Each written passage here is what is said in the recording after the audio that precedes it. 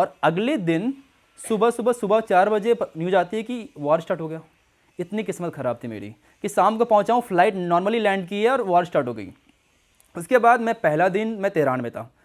Tehran में दिन तक तो सही लग रहा था, लोग को उतना उनको लगा था कि ये होते रहता है, ये कोई बड़ी बात नहीं है। लेकिन रात को जो मैंने देखा ना, मैं एकदम डर गया। लाइक ऊपर जाके देख रहा हूँ मैं, एकदम वो मिसाइल साड़ी अपने आप में फूट रही है, क्योंकि उसके ऊपर सारे फाइटर जेट्स थे और तेहरान के मोस्टली जब सारी बम्बिंग तेहरान के ऊपर ही हो रही थी और मैं तेहरान में ही था। आपको आवाज़ सुनाई दे रहा है प्रत्येक लाइक 5 मिनट्स में बम बम बम लाइक, एंड वो आपस में टकरा भी रहे anti missile and drones and stuff. तो वो सब पहली बार मैंने लाइफ में देखा था। हालांकि उतना डर नहीं लगा, मुझे लगा ये तो किस्मत की बात है, अगर किस्मत मेरी अच्छी रही तो कुछ नहीं होगा, अगर नहीं रही तो मेरे हॉस्टल पे बम गिरने वाला है। तो मैं 1-2 दिन वहाँ पे रहा, फिर मैंने कहा चलो यहाँ से निकलते हैं। तो फिर मैं पास वाली सिटी में चला गया। लेकिन मुझे डर इस बात का नहीं था कि मेरे पर मिसाइल गिर जाएगा, डर मुझे इस बात का था कि मैं पकड़ा जाऊँगा एज ए स्पाई, क्योंकि वहाँ पर बहुत सारे अफगानी और इंडियन को पकड़ा गया था एज ए स्पाई। और इंडियन एक बहुत अच्छे स्पाई वहाँ पे हो सकते हैं, क्योंकि इंडिया का रिलेशन अच्छा है इजराइल के साथ भी और ईरान के साथ भी। हमें नहीं चाहिए वीज़ा ईरान जाने के लिए, और हमें बहुत इजीली वीज़ा मिल जाता है इजराइल का भी। बट भाई अगर आपके खिलाफ कोई सबूत नहीं मिलता, आपकी इन्वेस्टिगेशन होती है, तब तो वहाँ इस तरीके से लोगों को छोड़ रहे थे, फिर भी वो तो उनको देंगे कर रहे थे। आपको, लेकिन 1-1.5-2 महीने आप फंस गए जेल में, वही तो सबसे ज़्यादा लाइक ट्रॉमेटाइजिंग है। जब तक कि प्रूव नहीं होता कि आप नहीं हो कुछ, तब तक तो ट्रॉमेटाइजिंग है ना वो। हाँ। तो वही मैं डर गया था बहुत ज़्यादा। और वीडियोस बनाने पर, क्योंकि बहुत सारी जो वर्ड्स हैं हिंदी और फारसी में सेम है, मैं रोड पे वीडियोस बना रहा था कि क्या माहौल है नहीं माहौल है, तो लोगों ने कहा कि गिरफ्तार गिरफ्तार, तुम गिरफ्तार हो जाओगे। तो मैं उस बात से डर गया था कि कहीं मैं अब फंस ना जाऊँ, कहीं मुझे गिरफ्तार न कर लिया जाए।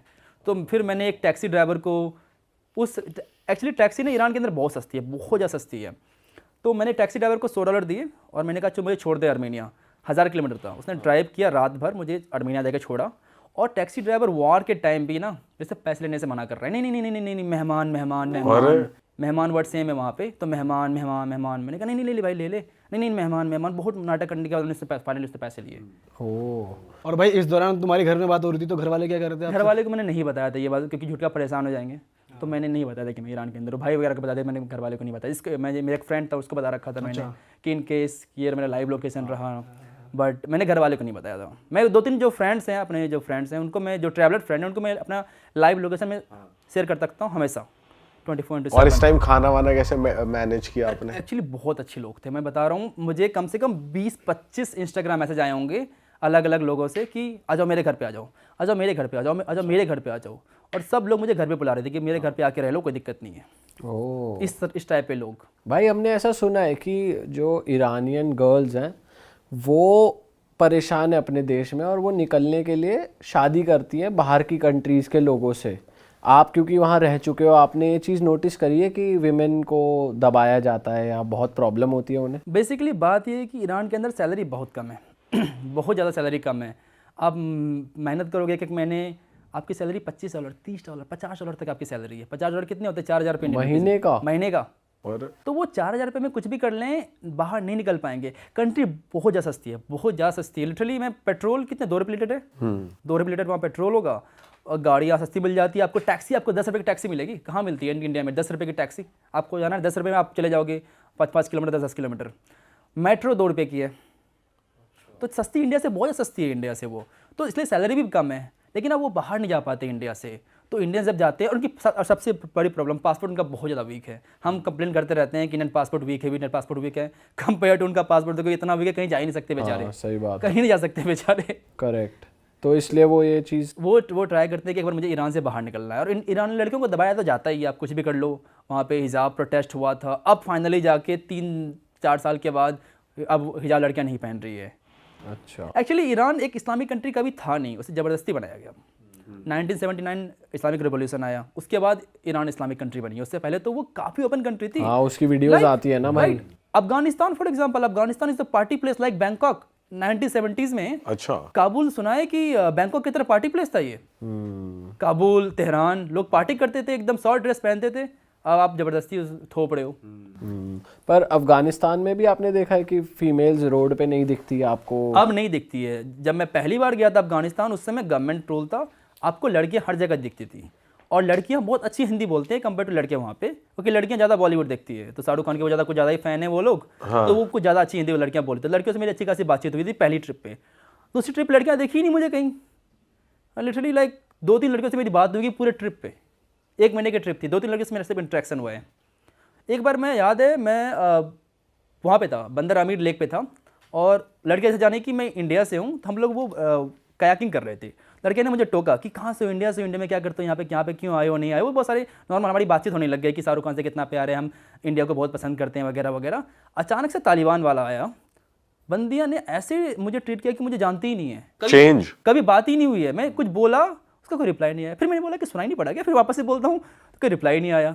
तो उसमें समझ गया कि तालिबान है, तो मुझे रिप्लाई तक नहीं देगी वो। बट आपके साथ मिसबिहेव करा तालिबान के लोगों ने? नहीं, तालिबान के लोगों में कभी मिसबिहेव नहीं किया। मैं एग्जांपल देता हूँ, मैं तीसरी बार गया था जब अफगानिस्तान, एक मेरी अमेरिकन फ्रेंड के साथ गया था। तो एक लड़का था, प्रोबेबली 22-23 साल का होगा।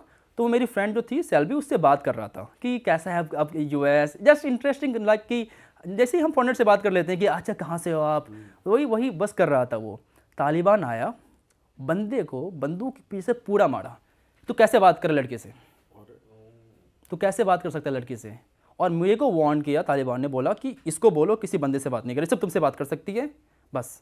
और लेट सपोज कि हम लोग कहीं जा रहे हैं ना, उसको तालिबान हॉस्पिटल थे, तो तालिबान बोलते थे कि अच्छा इसको तुम्हारे दोस्त को कुछ खाना है, डायरेक्टली उससे नहीं पूछ रहे, मेरे से पूछ रहे हैं, तुम उसको बोलो, फिर मुझे वो रिप्लाई करेगी, फिर वो मैं उसको बोलूँगा। वो भी परेशान, नहीं परेशान कि डायरेक्टली पूछ ले यार, साथ में है। हाँ। मुझे गूगल घुमा रहे हो बार बार। तो लड़कियों को लेकर थोड़ा हैं, बहुत ज़्यादा हैं। और भाई आप ईरान की करेंसी के बारे में बता रहे थे कुछ? भाई ये मान के चलो, मैं गारंटी से कह सकता हूँ भाई, जो ईरान जा रहा होगा, ठीक है, वो दिल पर हाथ रख ले या मुझे DM कर सकते हैं, सबके साथ स्कैम होता है। 99% स्कैम होता है, ये खुला स्कैम है भाई। और आपने सही याद दिला दिया कि इसके बारे में बात करनी चाहिए। वो इसलिए क्योंकि जब आप करेंसी की बात करते हो तो गूगल पे सर्च करोगे आप, या गूगल पर करेंसी है, इंडिया के लिए 15 दिन का वीज़ा फ्री होता है। आप वहाँ पहुँच गए, सबसे पहले एयरपोर्ट पे जाकर क्या करोगे, क्योंकि आपको पता है कि यहाँ पर US ने सेंक्शन लगा रखा है, आपका ATM काम करेगा नहीं, क्रेडिट कार्ड काम करेगा नहीं, कुछ काम नहीं करेगा। तो आप क्या लोगे, आपके पास डॉलर लेके जाओगे आप। अब डॉलर को आप वहाँ तो चेंज कराओगे, चाहे आप $50 कराओ या 20 कराओ, लेकिन आप एयरपोर्ट पर कुछ तो चेंज कराओगे। टैक्सी तो चाहिए, ठीक है, कुछ तो चाहिए होटल जाने के लिए, हाँ बहुत सारी चीज़ें। तो वो आप गूगल पर जब सर्च करोगे तो वहाँ पर आपको ऐसे मिल जाएंगे, इस तरह दलाल होते हैं ना घूमते हुए। एक तो मेरी वीडियो में भी था, वो वीडियो में भी आ रहा है और सिंपैथी दिखा रहा है, उसने मेरे साथ स्कैम करा $300 का। अच्छा, मतलब मुझे करेंसी चेंज करानी थी, तो भाई मैंने करेंसी चेंज कराई अपनी। तो $100 के अगर गूगल पे रेट देखोगे तो आपको मिलेंगे 42 मिलियन। वहाँ की करेंसी कैसी है कि आप जैसे करेंसी देख सकते हो मेरे ब्लॉग में, इस करेंसी पे ऊपर क्या लिखा हुआ है, 10 लाख। वहाँ का जो नोट है उस पर 10 लाख लिखा हुआ है, ठीक है। अब ये करेंसी है, आपको 42 नोट मिलेंगे ऐसे $100 के, ये होगा 4 करोड़ 20 लाख। जब 4 करोड़ 20 लाख हो गए तो वहाँ की गवर्नमेंट सोची यार पैसा तो ज़्यादा हो गया, क्या करें। तो उन्होंने क्या करा, अनऑफिशियली करेंसी चेंज नहीं करी, उसका नाम चेंज कर दिया। 10 लाख को वो 1 लाख का नोट बोलते हैं, यानी ऊपर 10 लाख लिखा हुआ होगा और नीचे 1 लाख लिखा हुआ होगा, और उस 1 लाख को भी नीचे लिखा हुआ होता है 100, अच्छा, यानी 100K, यानी बात वही हुई, 1 लाख हो गई। तो ये ऐसे मान लो कि इंडिया का 1 रुपया और वहाँ के उनके हिसाब से लगभग 490 रुपये। अरे वाह, आपने ये वीडियो यहाँ तक देख ली भाई, तुमने हमारी मेहनत सफल कर दिया, तुम ही लोग हो असली रियल हिट। और अगर आपको बहुत मज़ा आ रहा है ऐसी क्लिप्स में, ऐसी वीडियोस में, तो फटाफट जाइए प्लेलिस्ट पे बिंज वॉच कीजिए और सारी वीडियोस देख डालो और मौज काटो। दैट इज इट, हम मिलेंगे नए पॉडकास्ट में, नए क्लिप में। Till then bye bye, see you, take care, do subscribe.